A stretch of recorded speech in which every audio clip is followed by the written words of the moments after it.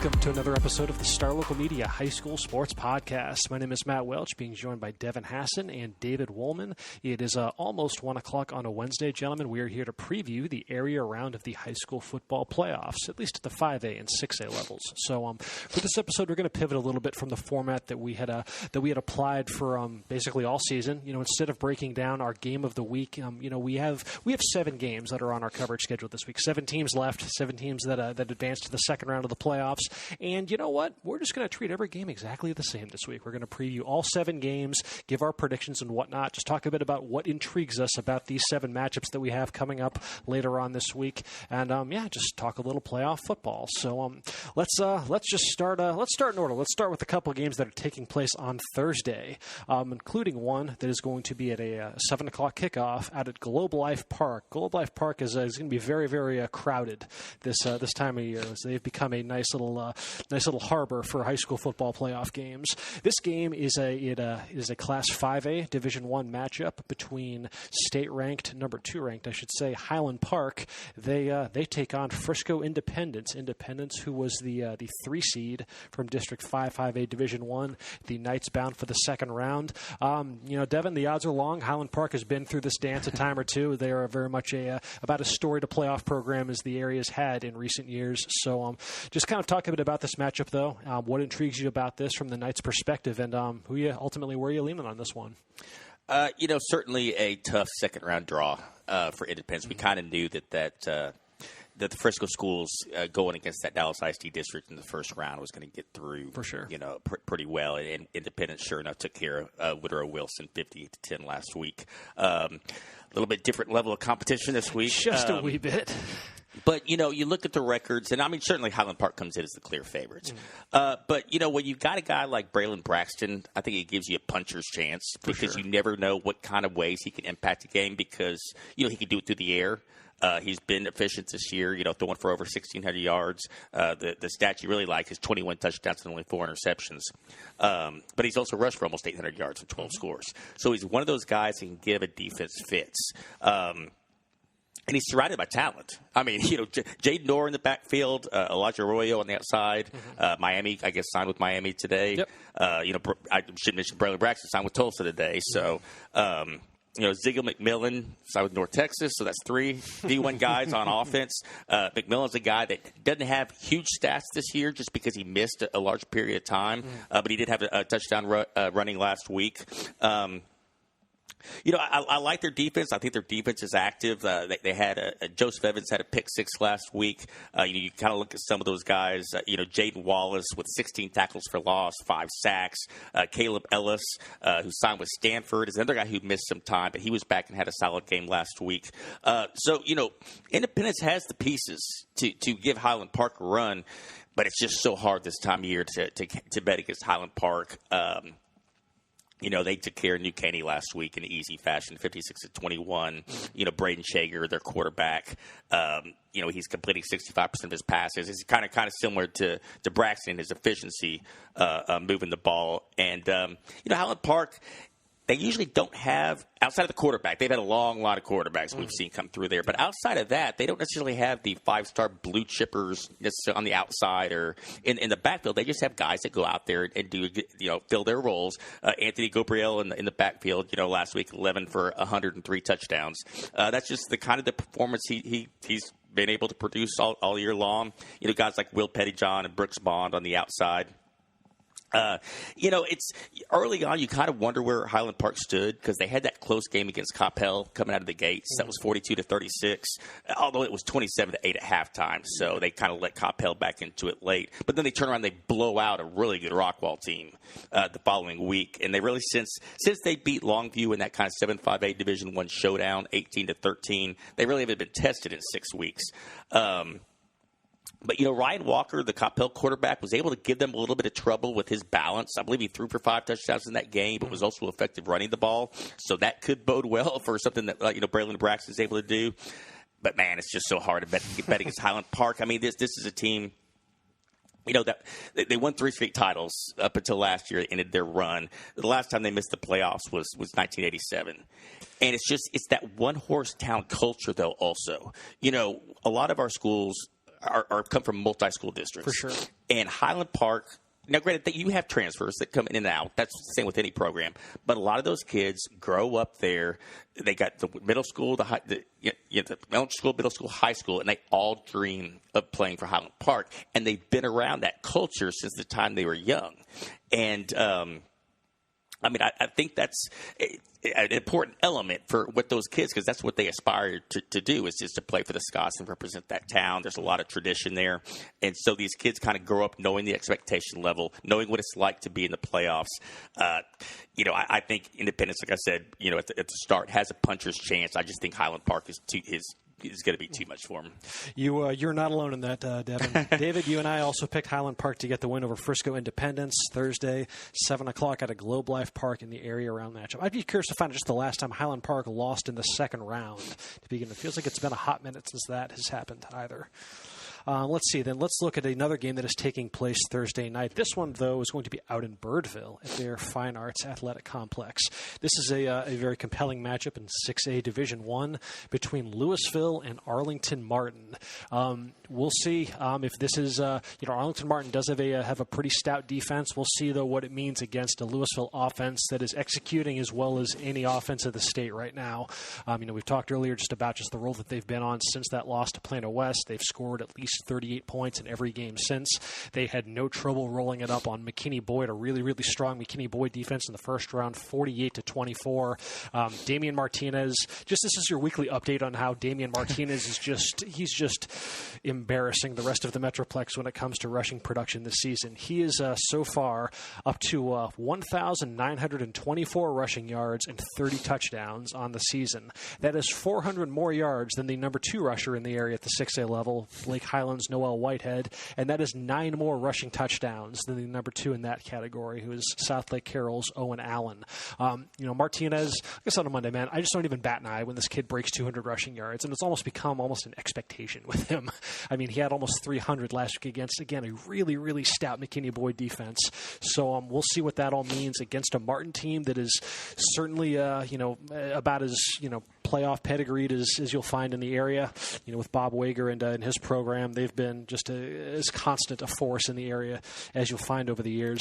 And sure enough, they've been solid once again. They lost their opener to Denton Ryan 47-24. Obviously, no shame in that. Ryan's number 1 in 5A Division I for a reason. But then they've won 9 straight. They've shown that they can win shootouts. They had a 38-31 win over Arlington Lamar, a team that Lewisville also played earlier in non-district and won that one 51-41. So they at least do have a common opponent there. Martin has also shown that they can win a defensive-minded game when they beat South Grand Prairie 11-8, an odd score for a football game. And that defense has been stout, for the most part all season. Just 280 yards allowed per game, 19.4 points. They've been a bit more prolific in slowing down the pass, just 123 passing yards allowed per game. So we'll see what that means as far as, if they try to take away at least one aspect of of that well-rounded juggernaut at Lewisville, because again, it just hasn't been Martinez. It's been Taylon Green, Isaiah Stevens, their top receiver. He leads the area in receiving. They've, they can just attack you in so many ways.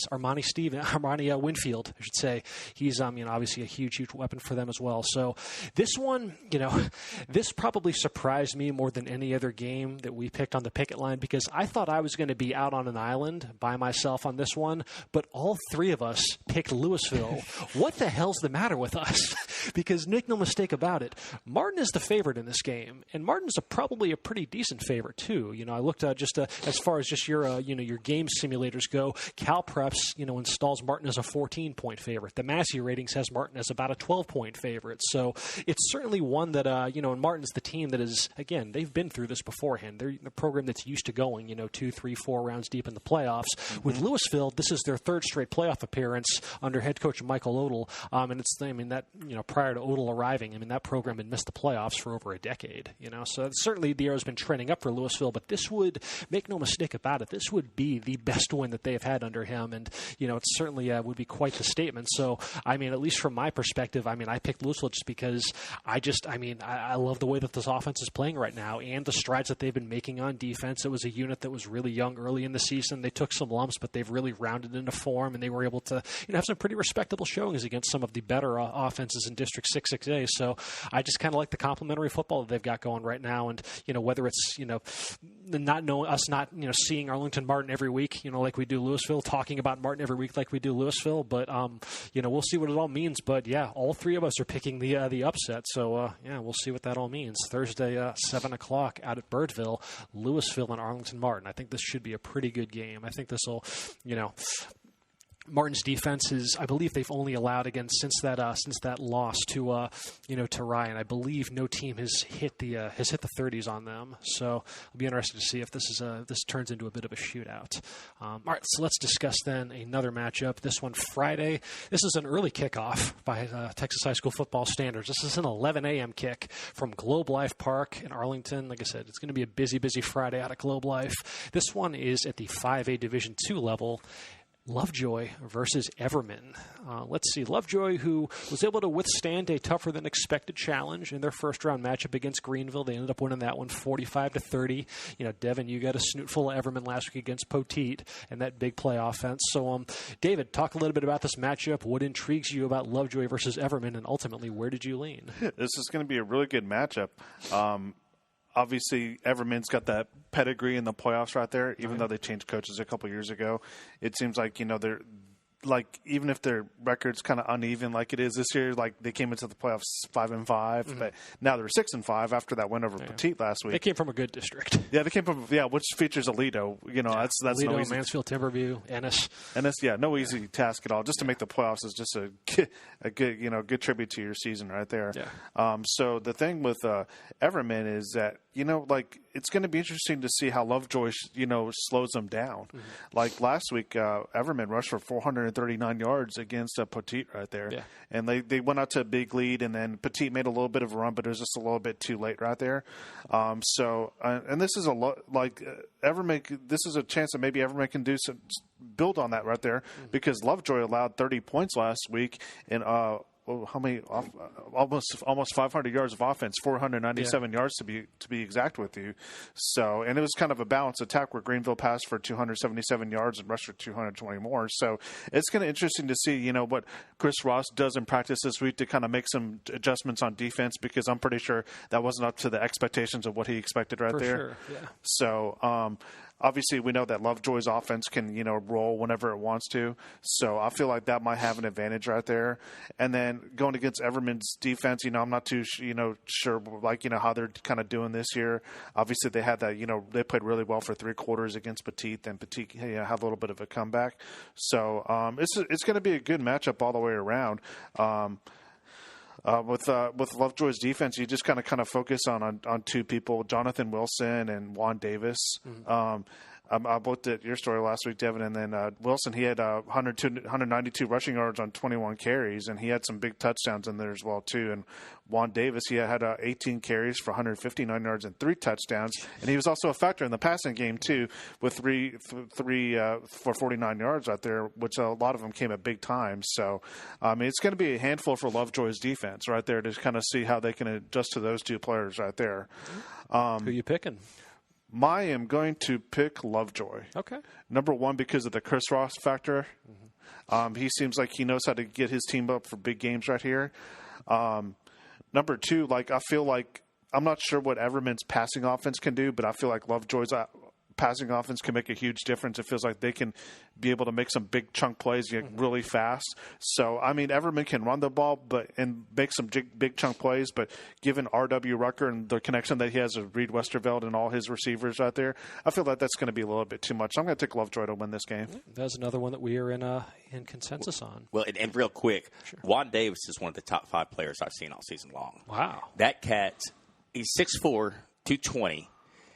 He plays wide receiver. Does he play basketball as well? He's more of a track. He's a really good track guy. Really? Okay. Does a little bit of everything in track.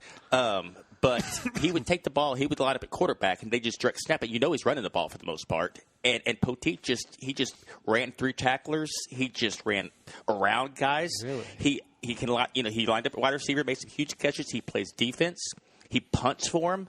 And he has that kind of punting approach where he takes the snap and kind of creeps toward the line to see if there's an opening. So you always have to be aware of that. I mean, I was really impressed. And that was one of those games at the end of the game. I went, okay, Poteet won, right? I'm kind of looking just by the way the game was played. I went, oh, wait, no. And then I kind of looked back over the thing. It's like that guy was the difference in the game last week. Interesting. I mean, they wore Poteet down late, but, yeah, that Juan Davis was something else. Nevertheless, all three of us, though, picking Lovejoy to take care of Everman in the second round. Later on that night at Globe Life Park, you have a 7 o'clock kickoff on Friday. And this one could be a sneaky decent matchup. Allen versus South Grand Prairie. These are two teams that have there's a little bit of history between this matchup. This was a matchup that took place actually in the second round a few years ago, 2017, the last year that Allen ended up winning state, and they actually had quite a battle on their hands against South Grand Prairie. Allen ended up winning this game only 28-14, and this was a tie ball game in the fourth quarter. Allen was able to score 14 unanswered points. Remember, this was the offense that had Theo Weiss, currently at Oklahoma, Brock Sturgis tearing it up at Texas State, Grant Tisdale, he committed to Ole Miss. So, I mean, it was, this was a pretty star-studded Allen team, and SGP's defense, which the defensive numbers are actually kind of on par with what they've done this season. So there is at least some precedent for SGP knowing how to scheme for a high-powered Allen offense, and this is one that, especially in the wake of what SGP did last week to Lake Highlands, certainly turned a few heads as far as, okay, let's see, is this SGP about to get on another little run where they perhaps could maybe put a little bit of a scare into a more esteemed, higher profile opponent? Because SGP, man, they're very unassuming. They have just a 6-2 record, but they come from a strong district. They were in there with those Arlington ISD schools, that we've already talked a little bit about, and they've built up a knack for kind of sneaking up on some more established programs in the playoffs. Obviously they gave Allen all they could handle in the second round a few years ago. A couple years before that, though, in the first round was when they upset a Euless Trinity team that was ranked number 3 in the nation. That was a very, very shocking upset at AT&T Stadium, I remember seeing and whatnot. So, SGP, they come into this, averaging, just 17.9 points, per game allowed, just 253.6 yards per game allowed, versus an Allen offense that is on the exact opposite end of the spectrum, 519 yards per game, 48 points per game. They've scored at least 34 in every game this season. With SGP, you look at that win against Lake Highlands, and Lake Highlands it's not as dynamic an offense as Allen is. They make their hay behind that quarterback running back combination, and especially on the ground with Mitch Colson and Noel Whitehead. They only had 4.5 yards per carry though against South Grand Prairie. Colson just never got it going through the air, just 6 of 21. They only had 288 total yards of offense. So how will that then pair now opposite an Allen offense that has really not met, unless you're able to really impose a tempo on this game? No one has ever just forced this Allen offense to just punt consistently or whatever. They've found their way in every single matchup. There's some compelling matchups individually in the secondary with Jalen Williams, South Grand Prairie stud cornerback. Which of the Green Twins, Blaine or Bryson, is he going to line up against? And just how's that speed of this SGP defense can impact just the overall flow of what Allen traditionally is able to do on offense? It's certainly a matchup that you think back to last year, and this was where Allen met the end of its road in the postseason, and that loss to Rockwall. Maybe they're a bit on a bit higher alert this week, just given that and whatnot. But I still like Allen to get the job done, albeit I think this will be a game. I think SGP it's not going to be a 42-14 blowout or anything like that. I think this is going to look maybe a little bit more like that 2017 matchup where Allen has to maybe dig out of some uncomfortable spots here and there, but ultimately I look to the advantage that they have up front in the trenches to kind of wear this thing down as the game goes along in the second half and get a win in the neighborhood of 10 to 13 points or so. And I was not alone. Once again, we all picked Allen to advance in a matchup against South Grand Prairie. This one Friday 7 o'clock out at Globe Life Park. Let's then pivot to another game Friday. This one is at 7:30, and this kicks off in Dallas at Kincaid Stadium. David, a meeting between Frisco and South Oak Cliff, two teams that also have a little bit of history in the playoffs. Yep. So some thoughts on this matchup initially, and ultimately, where you leaning? This is round 3 between these two juggernauts right here. They met in the playoffs each of the last 2 years. South Oak Cliff won 2 years ago pretty convincingly. And then last year, it was kind of the complete opposite right there. Frisco's defense just shut them down. It was 18-0 game. Yeah. And then it was the kind of game that you expect from Frisco's defense. Just a not a overly high scoring game. Just control the clock, control the running game for sure. And Frisco's perfectly content to win every game 18-0. Yeah, that's fine with them. They don't care about like those big. They don't care about the beauty of the game. They just care about the W. That's all they care about. Obviously, in the last year's game, Chase Lowry, who's going to be again in this game right here, he actually signed with Arkansas today. So congratulations to Chase right there. He had a pick 6 in that game. So when you factor into that kind of game, that's huge right there. And then he's coming off a game. I think he had 2 interceptions last week against Royce City, which Frisco won 52-9. So, and one of them he returned for a 43-yard touchdown to give which was a pretty important touchdown to give them a 21-6 lead with 6:26 left in the first half. So, I mean, like this is a game that set up perfectly for him. He this is his last chapter of his journey here at Frisco. He wants to continue this playoff. So, I mean, he's going to be one person to watch out for. And then obviously South Oak Cliff, that's a team to watch out for as well too. They haven't played in 3 weeks because the last 2 games that they've had have been won by forfeit. Unfortunately, last week they were supposed to play Arlington again in the first round, and that game got canceled to COVID issues only 2 hours before kickoff. Oh, jeez. Because of some COVID issues at Seguin. So, yeah. So it's going to be interesting to kind of see, how much rust South Oak Cliff has in this game. But regardless if they have some rust or not, they've got some ballers on this team right here. Absolutely. I mean, through 8 games that they've played, even though the record's 9-2, they have 45 sacks. So, senior Corey Flowers has 12 of them. Jaden Williams, who's going to Arizona State, he's got 10. A sophomore, Billy Walton, he's got 9. So they're just spreading the wealth on defense. That was a very top-heavy district and probably not the most formidable, opposing offensive lines, but still, no matter the numbers, that is quite impressive. Yeah. So, that's still pretty impressive. Obviously, they got some pretty good guys on offense too, with Kevin Henry Jennings, quarterback. Cam Davis, who's going to go to San Diego State. He's a star running back who's already got 8 touchdowns on the season. McKeevian Titus, who's going to Texas Southern, and their star wideout is Justin Harrison, who's got 6 TDs in 8 games with over 442 yards receiving. So this is going to be an interesting game, to just knowing the playoff history between these 2 teams, but. In the end, I like Frisco's pedigree just a little bit more. I feel like they've played a little bit tougher schedule right there. No, there's no doubt they have. Yeah, and obviously I like this is a game that's going to be won in the trenches right here. So I feel like I really trust Frisco's offensive line. So I'm going to pick Frisco in this game. How are you going to bet against Frisco in a trench-based game? You all 3 of us are once again in unison on this one, picking Frisco to advance over South Oak Cliff. Let's continue then to another game. 7:30 on Friday. This one is actually all the way down in Corsicana in a meeting between another Frisco ISD school, Lone Star, always a player in the second round. They take on state-ranked Magnolia. Devin, talk a bit about this matchup. What intrigues you and who you picking? This should be one of the better second-round games around. I mean, we've talked a lot about Lone Star all season long.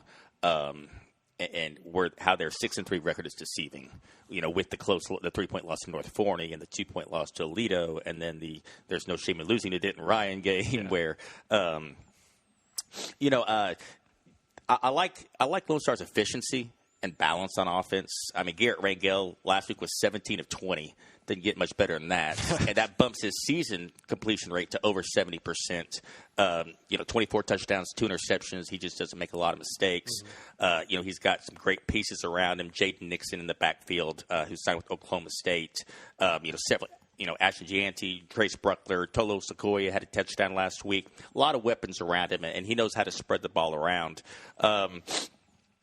Their defense is solid. I think one positive sign, granted it was against kind of an overmatched WT White team, was their defense did produce 2 touchdowns last week. Mm-hmm. Devin Turner had a fumble return for a score, and Alessio Bristolillo, who always seems to make big plays, had a pick 6. And I think that they're going to need the defense to come up with maybe a play or two on this. Against, Magnolia, we get to this point in Region 2, and those teams out of Montgomery County, that it both 6A and 5A. Magnolia, the Woodlands, Sugarland, we don't know enough about them because we don't see them on a regular basis, but, man, they're usually tough. And this is a Magnolia team that lost 24-21 in their opener against Katie Tompkins. Katie Tompkins' team that's undefeated. And ranked, I believe, are they top 10 ranked in 6A? Yeah. And they had some question marks coming into the season. They were actually picked to finish third in this district behind Lufkin and College Station, but they were able to run the table after that early loss. They had some returning pieces at the skill positions. Travis Moore is a dual-threat quarterback. Mitch Hall went for 150 yards and 2 touchdowns last week. He was a 2,000-yard guy a year ago, and Garrett Stone is kind of their go-to receiver on the outside. It's tough though to see it because there's not a common opponent, so you don't see them. They're not even on the radar until you get to this level. Mm-hmm.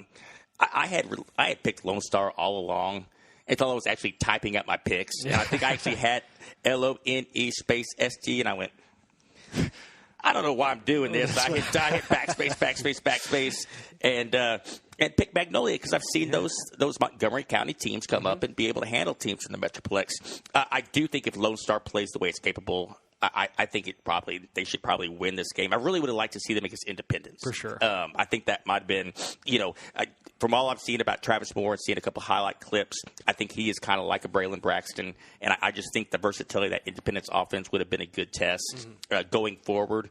Because really outside of the Ryan game, since those first 2 weeks, Lone Star hasn't had any close games.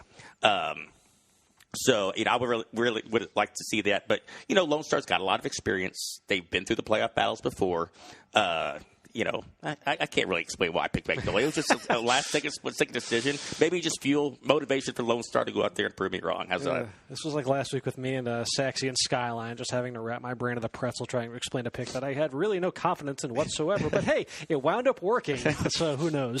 And there actually was a little dissension on this one, though. You two guys are on the same page. You two both picked Magnolia in this one. I'm going Lone Star. I'm not ready to close the book on Jeff Rayburn just yet. So I picked Lone Star in that one, and that matchup is once again 7:30 Friday out of Corsicana in 5A Division I. Lone Star against Magnolia. It does feel like the second round of the playoffs, especially, is where you get a lot of matchups that you look at the bracket like, okay, they're already playing each other. It's just the nature of it. And that isn't even like a Dallas area versus Dallas area matchup, but it just is one of the symptoms of like when you cover high school sports in the Metroplex, given the caliber of talent in this region, you do get, once you get to that area round, you start getting matchups that feel like third, fourth round designation. I mean, like, what's it, Rockwall and DeSoto are playing this week? Yeah. And like a Longview and Lancaster. I mean, you just get so many overqualified matchups, and that's so that's certainly one of them, though. Lone Star, who was state ranked pretty much up until the last week of the regular season when they lost to Ryan, going up against Magnolia, who was, I believe, 8-9? Number 9. Number 9. That should be a fun one Friday, 7:30 in Corsicana. So let's close it out then with a look at a matchup that is going to be Saturday, 1 p.m. out at Mustang Panther Stadium in Grapevine. This one back in Class 6A at the Division II level, Prosper and Arlington Bowie. Prosper coming off that win over Marcus.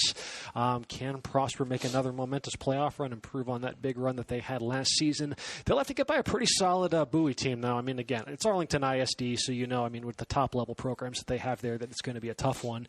The intrigue in this one, though, lies in Bowie's number 3 ranked rushing offense against Prosper's number 11 ranked rushing defense. That Bowie rushing offense, it's not anchored by any one sort of bell cow like a Damian Martinez type type. It's their quarterback, Drayvon Ponder, their lead back, Cameron Sanders. They're both essentially been identical in their production this season. Ponder's at 944 rushing yards, Sanders 898. They both average at least 6.8 yards per carry. They've been really strong, but Prosper's rushing defense is A, talented, and B, battle-tested. Because you look at the schedule that they played, with that stout linebacking core of Aiden Ciano, Mason Jolly, Herman Lee. They started off, they kind of made their first statement of the year in a road win against Euless Trinity. Now, albeit, Ollie Gordon was not playing for Trinity that night, but they still were able to slow down what was statistically, the top rushing offense in the Metroplex. Then, they showed well against Geyer. They showed well against Allen as far as slowing those rushing offenses below their normal production. Heck, they started off the year against Prestonwood Christian, who turned out to be a pretty solid rushing offense and held them in check for the most part. That's what Bowie's going to do. They're going to try to attack them on the ground. Bowie only has 6 passing touchdowns on the season overall. So, and then you look at that on Prosper on the other hand, and I don't know. I picked Prosper in that game. Spoiler alert. You look at kind of the groove that offense has been in. Not just with Jackson Berry and the connection that he has with Cameron Harpole. Those two it feels like the chemistry just gets better by the week with those two. Berry has 17 touchdown passes, 10 are to Harpole. But they've also got a bit of a shot in the arm in recent weeks with Tyler Bailey returning to the program. If you recall, Tyler Bailey actually began the year playing at John Paul II and then transferred back to Prosper midway through the season. Oh well, but that gives Prosper, though, a guy who, was projected to be one of their most, relied upon players coming into this season because of his versatility. And you've seen that already in the few games that he's been able to play with the Eagles. They're using him at wide receiver. He's being used at running back. He's getting some looks in the secondary as well. They're using him all over the field. Very, like we were talking about before the podcast, very Miles Price-esque. He can, wear a lot of different hats for that offense. And I don't know, I just think it's kind of taken that Prosper unit up a level as a whole, and I think it's going to serve them well on Saturday and help them get a win over a quality Bowie team. So we'll see. And that was another one that we were all in line with. We were all picking Prosper to beat Bowie. So again, not a whole lot of dissension on the picket line this week. But we'll see what it all means. Like I said, we have 7 games on the slate Thursday through Saturday, and some fun matchups on the docket. So yes, that is a look at the 7 matchups that we have in our coverage area for the area round of the high school football playoffs. Folks, and that'll wrap it up with this episode of the podcast. Until next time, take care. We'll talk to y'all later.